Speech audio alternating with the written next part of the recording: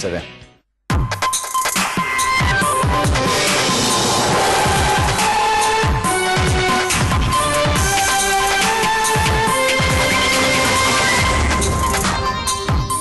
Ritrovato al largo di Jesolo il corpo dell'imprenditore Luciano Miotto, scomparso sabato durante un'immersione. Subesperto potrebbe essere stato colto da malore. Ora il magistrato deciderà se disporre l'autopsia. Una 59enne padovana ha perso la vita stamane in un tamponamento accaduto in tangenziale a Mestre. La donna era alla guida di un furgone che è rimasto schiacciato tra due tir.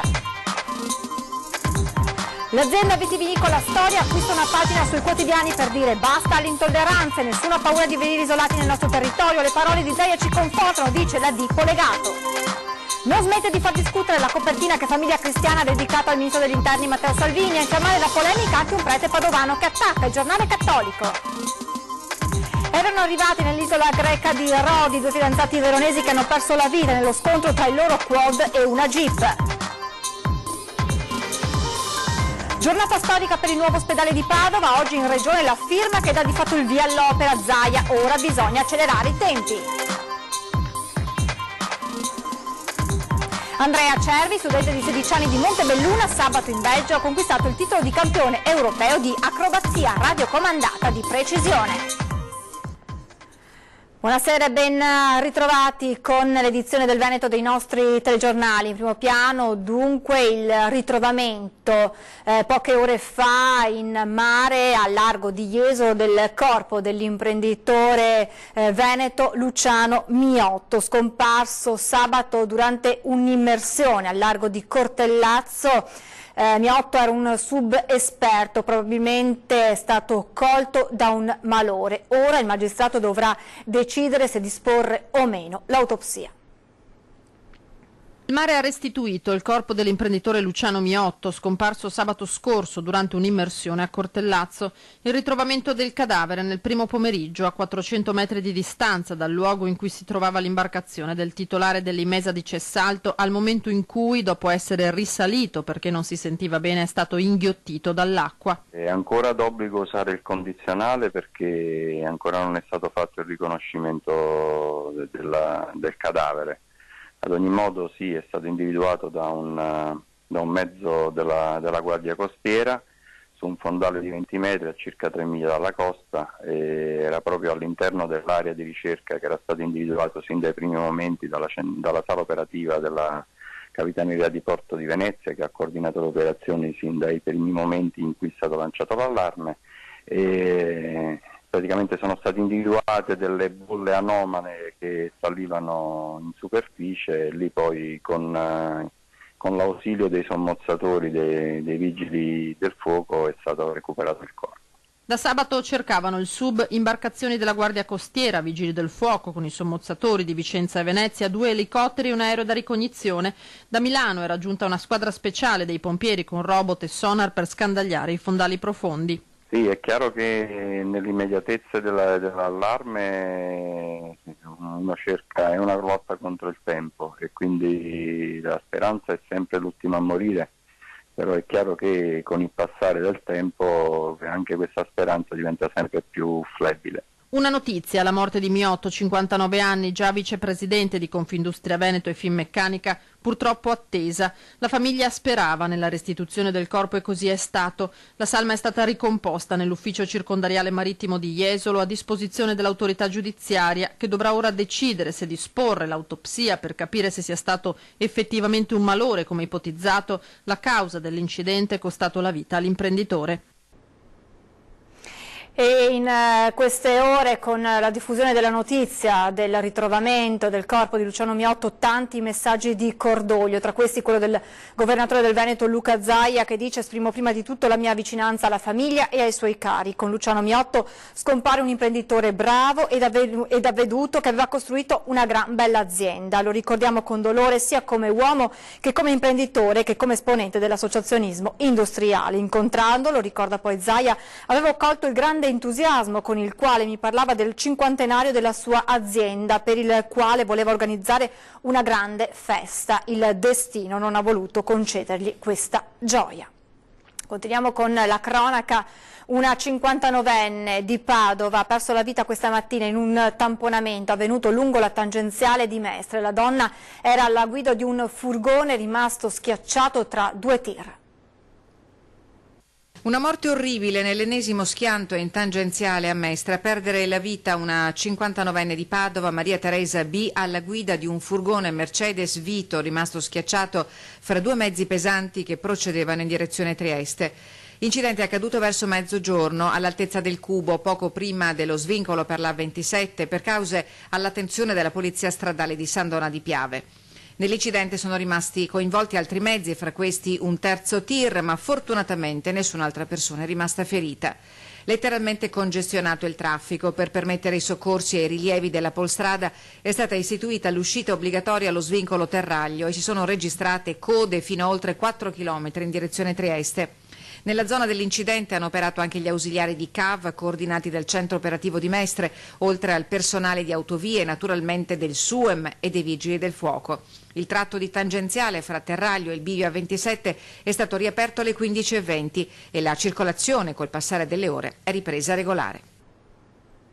Un manifesto per dire no al razzismo, pioggia di commenti all'iniziativa dell'azienda di vini trevigiana Astoria, della famiglia Polegato, che ha acquistato intere pagine di quotidiani locali e nazionali per respingere ogni forma di intolleranza. La foto della modella di colore con la bandiera italiana che tinge labbra e sfondo ha fatto il giro d'Italia e del web raccogliendo consensi e critiche, ed è proprio questo che Paolo Polegato, amministratore delegato di Astoria Vini, voleva fare: lanciare un messaggio e farlo con parole chiare. Razzismo, discriminazione e violenza sono intollerabili, ora basta.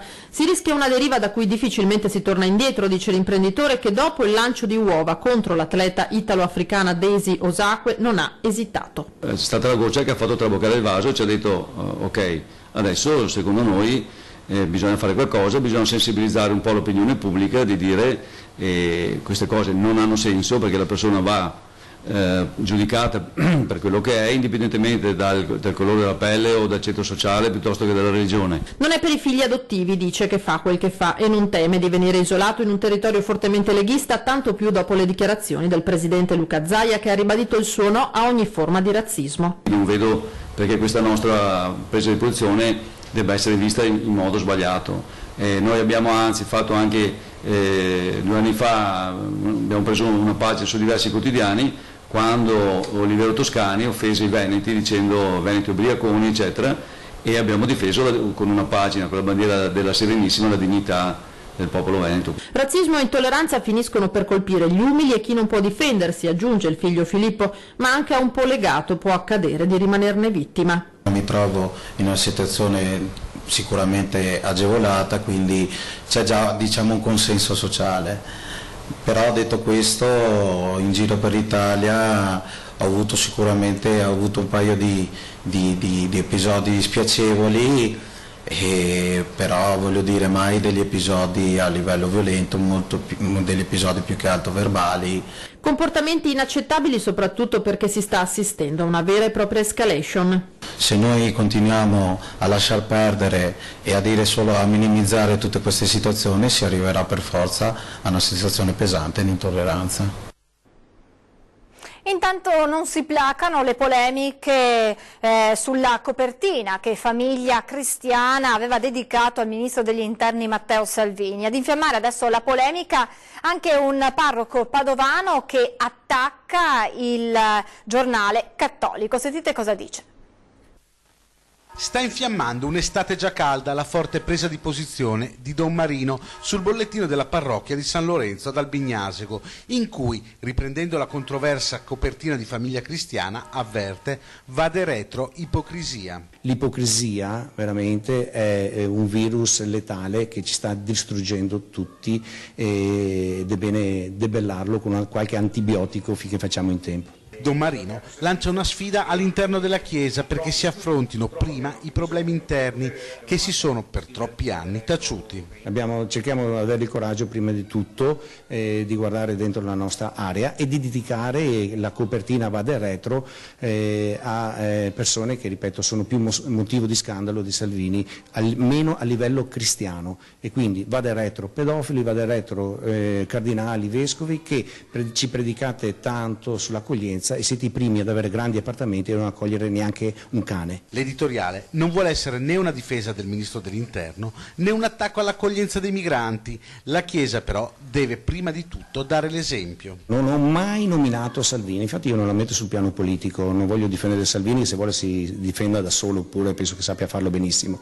E io sono per l'accoglienza assolutamente, infatti io ho una canonica vuota, accoglierei volentieri chiunque, l'ho chiesto anche in curia di farlo. Secondo il parroco di Albignasego, la Chiesa deve sapersi rinnovare e migliorarsi. Le mele marce, che sono dentro a tantissime altre mele buone, devono essere tirate via prima che marciscano tutto il resto del sistema, e quindi bisogna avere il coraggio di dire chi sono e di eliminarle dal cesto, perché altrimenti sennò avremo sempre più le chiese vuote e anche se ce lo chiediamo non sappiamo dare una risposta, quando alla fine la risposta c'è. Dobbiamo essere veramente persone coerenti e credibili fino in fondo.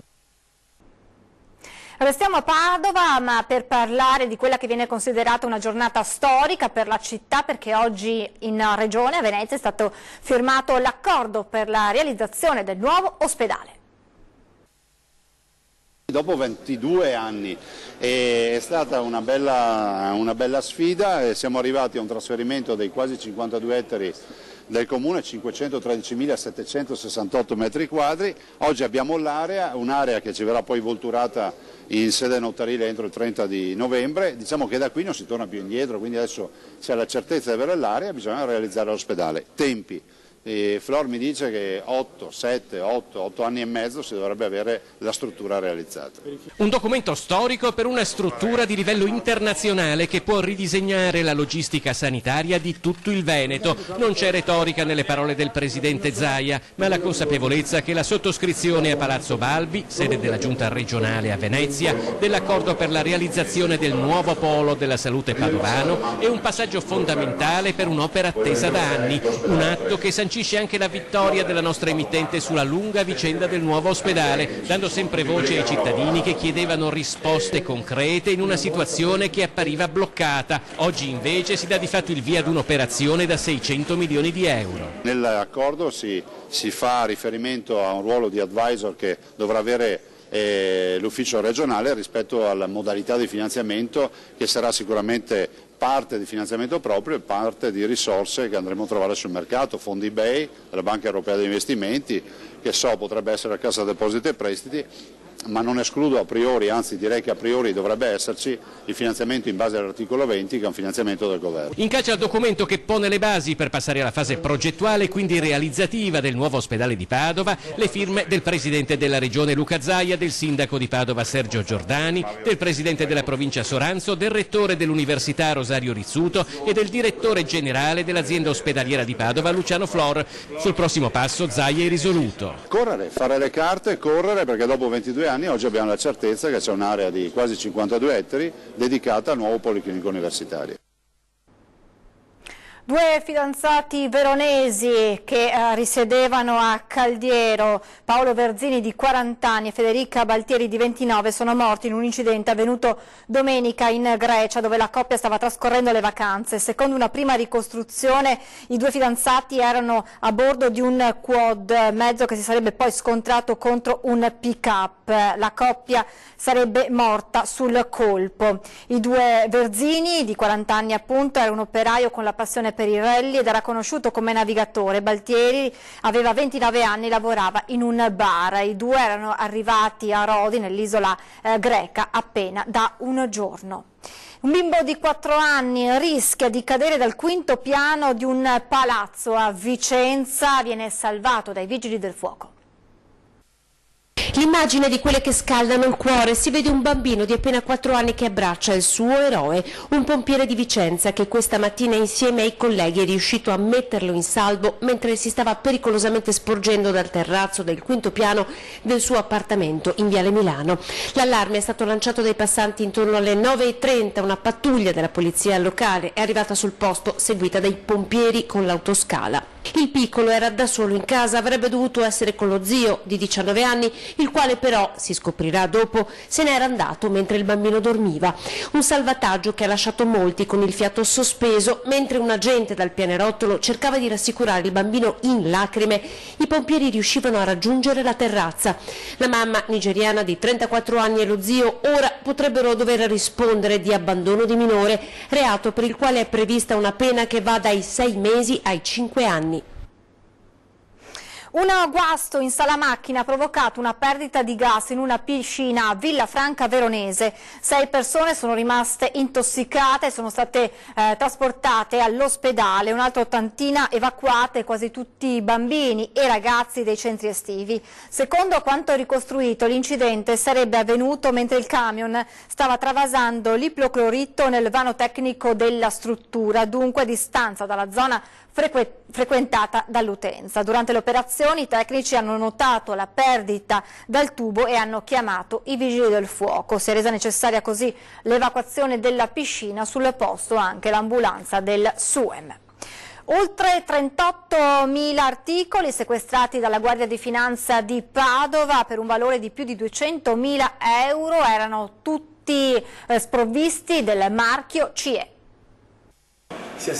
Giocattoli, attrezzi per il fai da te e il giardinaggio, palloni, bigiotteria, tutto senza il marchio di sicurezza CE. Più di 38.000 articoli sono stati perciò sequestrati dalla Guardia di Finanza di Padova tra il centro ingrosso Cina di Corso Stati Uniti e altri esercizi gestiti da imprenditori cinesi. Prodotti che non hanno l'indicazione in italiano della composizione, dei prodotti stessi e soprattutto non si sa bene cosa viene utilizzato e come sono composti. Questi beni del valore di mercato di 210.000 euro senza il marchio CE sono da ritenersi non sicuri, avvertono le Fiamme Gialle, ed erano pronti a entrare in commercio a prezzi inferiori degli stessi articoli che invece rispondono alla conformità europea sulla sicurezza. Un'attenzione ulteriore verso il consumatore e un'attenzione ulteriore e soprattutto verso la sicurezza di tutti i prodotti che vengono messi sul commercio. Il responsabile della ditta rischia una contravvenzione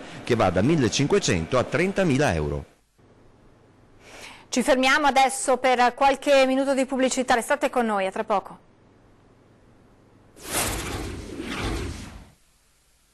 Domenica.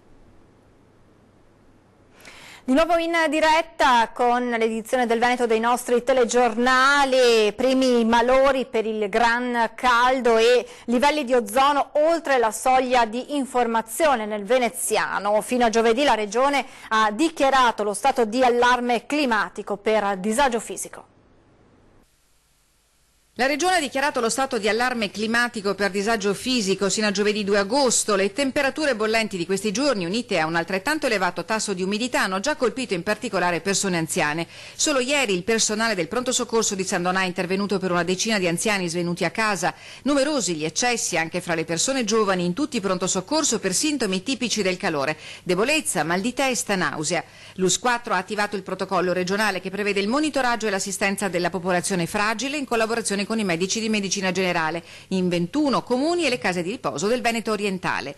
Per le situazioni di emergenza è possibile contattare il numero verde 800 462 340 attivato dalla Regione Veneto in collaborazione con il servizio telesoccorso e telecontrollo e il servizio di reperibilità al numero 800 990 009 per la segnalazione di eventuali emergenze di competenza della sezione protezione civile. In tutta la provincia di Venezia ieri l'osservatorio aria dell'ARPA aveva rilevato il superamento rispetto della soglia di informazione di 180 microgrammi per metro cubo per l'ozono, cioè il livello oltre il quale sussiste un rischio per la salute umana in caso di esposizione di breve durata per alcuni gruppi particolarmente sensibili della popolazione, come gli anziani, i bambini, le donne in gravidanza e le persone affette da disturbi respiratori. Il valore massimo orario registrato alle 14 della stazione di Parco Bissuola è stato di 192 microgrammi per metro cubo. C'è da dire che questa ondata di supercaldo, la prima e unica di quest'estate, potrebbe avere le ore contate. Da domani in montagna sono previsti temporali di forte intensità, tali per cui la Regione, attraverso il suo Dipartimento di Protezione Civile, ha diramato lo stato di attenzione per rischio frane. Caldo torrido anche sulla Marca trevigiana, particolare attenzione per bambini e soprattutto per le persone anziane che a Treviso possono contare sul supporto delle strutture, delle case di riposo. E oggi il sindaco di Treviso, Mario Conte, si è recato dal presidente Isra Caldato per vedere quanti cittadini colgono questa opportunità. 35 gradi oggi a Treviso. Temperatura effettiva, anche se per via dell'umidità, quella percepita è stata ben maggiore. Un vero e proprio pericolo per le fasce deboli della popolazione, bambini ma soprattutto anziani, che per mille motivi restano a casa a soffrire l'afa. Quando entra nelle case dei nostri anziani, in questo momento soprattutto di caldo, cosa trova? Allora, devo dire che in questo periodo di molto caldo trovo gli anziani molto sofferenti. Porte aperte dell'ISRA nelle 4 strutture che coprono il centro storico ma anche i quartieri, con un'offerta non solo climatica. Dalla festa dei compleanni, e festeggiamo anche chi arriva da casa anche solo per l'estate, può trovare incontri più piccoli, perché magari per chi è un po' più riservato, può trovare anche tutti i professionisti, quindi la psicologa, la fisioterapista, la logopedista per un suggerimento. Attività ed assistenza che oggi il sindaco di Treviso ha voluto toccare con mano. Questo caldo non va sottovalutato, quindi invito tutti coloro che ne sentono il bisogno di chiamare ISRA appunto, e approfittare di questo servizio che, oltre a portare il refrigerio, dà anche la possibilità di stare in compagnia e di svolgere delle attività durante le ore giornaliere. Oltre una ventina finora gli anziani che passano qui in sicurezza la loro giornata. Qua c'è tutto quello che sentiresti di avere e ce l'hai, con apertura, con armonia, con concerti vari eccetera, quindi direi che... Presidente, però tutto bello, ma quanto si paga? Guarda, intanto diciamo che ci sono degli orari dalle 9 del mattino alle 18, sono 7 euro al giorno, onnicomprensivo del pranzo e anche dello spuntino pomeridiano. Comunità vicina ai propri anziani a Treviso, al punto da andare a prenderseli a casa. Interveniamo con le nostre assistenti domiciliari che vanno nelle case e hanno il filo diretto proprio con qualcuno di questi che non ha la possibilità di essere accompagnato, ma in altri casi dove l'assistente domiciliare non arriva andiamo noi, interveniamo. Adesso andiamo a conoscere il giovanissimo campione europeo di aeromodellismo, è uno studente di Montebelluna.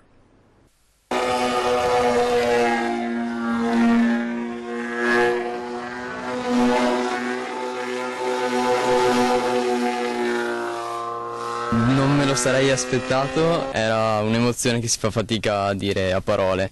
Però appunto era molto bello essere lì sopra il podio davanti a tutti quanti da tutte le nazioni a tirar su questo trofeo.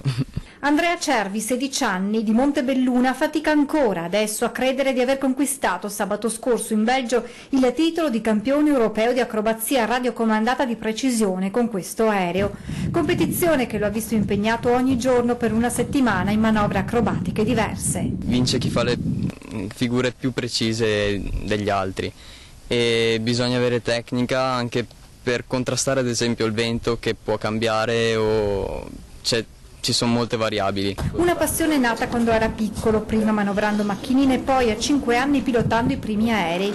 L'anno scorso ha conquistato il titolo di vice campione italiano 2016 F3A, alle spalle, nonostante la giovanissima età, anche la partecipazione ad un altro europeo e ad un mondiale. Poi è arrivata la chiamata in nazionale per partecipare all'europeo in Belgio, che lo ha visto salire sul gradino più alto del podio. Una passione che richiede ore di esercizi sul campo, ma anche la conoscenza di materie diverse come la fisica, la chimica, la matematica. C'è ad esempio il disegno tecnico per quando si fa il progetto, oppure si passa alla matematica per fare i calcoli, che può essere del baricentro, qualsiasi cosa. Sì, ci sono molte cose da guardare, anche la meteorologia ad esempio, perché quando si va in volo bisogna sapere un po' come si sta comportando il tempo. A marzo Andrea, che fa parte dell'associazione Gruppo Piave RC, sarà impegnato a Creta nel mondiale acrobazia indoor, ma nel cassetto un sogno ancora più grande. L'obiettivo è anche diventare pilota di aerei veri. È tutto per questa edizione, ora le previsioni del tempo, grazie per l'attenzione, buona serata.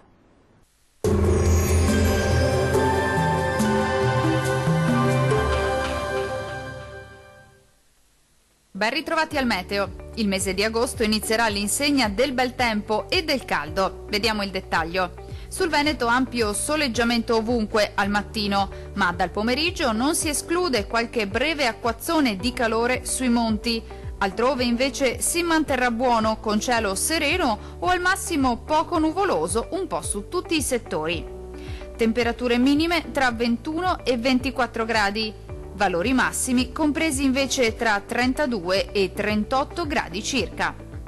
Spostiamoci ora a vedere che tempo farà sul Friuli Venezia Giulia. Poche novità anche sulla nostra regione, il tempo sarà in prevalenza asciutto e stabile, con ampio soleggiamento al mattino, poi qualche rovescio sulle Alpi, ma generalmente di breve durata. Clima caldo con temperature minime tra 21 e 23 gradi. Valori massimi compresi invece tra 34 e 36 gradi circa. Infine la situazione meteorologica del Trentino Alto Adige. Prosegue il bel tempo un po' su tutta la nostra regione, con ampio soleggiamento ovunque. Qualche temporale tuttavia sarà possibile durante le ore pomeridiane un po' su tutti i settori. Temperature minime tra 18 e 21 gradi. Valori massimi oscillanti invece tra 34 e 37 gradi circa. È tutto. Un saluto dal meteo di Antenna 3.